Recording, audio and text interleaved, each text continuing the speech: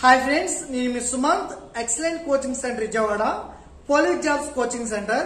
మనం SSC GD constable కి prepare అవుతున్న అభ్యర్థులు ఎవరైతే ఉన్నారో అది 10th క్లాస్ క్వాలిఫికేషన్ అందరికి తెలిసిందే.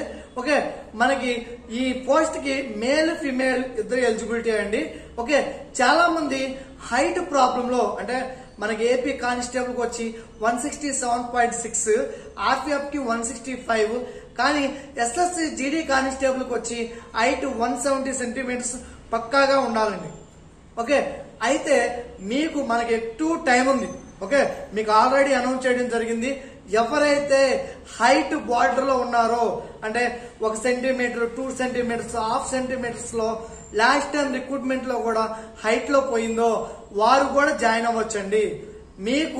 మీకు అక్టోబర్ నోటిఫికేషన్ కాడ నుండి జనవరి వరకు ఎగ్జామ్ ఉంటుంది, అక్కడ నుండి ఈవెంట్స్ ఉంటుంది.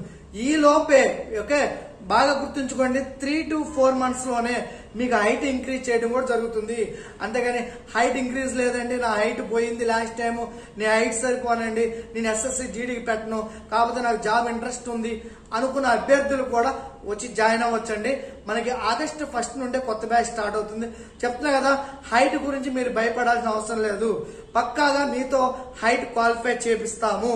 ఓకే, పక్కాగా చెప్తున్నా కదా. మళ్ళీ బాగా గుర్తుంచుకోండి, హైట్ అంటే నేను 5 అడుగులే ఉన్నానండి, నేను హైట్ పెరగాలండి 6 అడుగులు అంటే అవ్వదండి.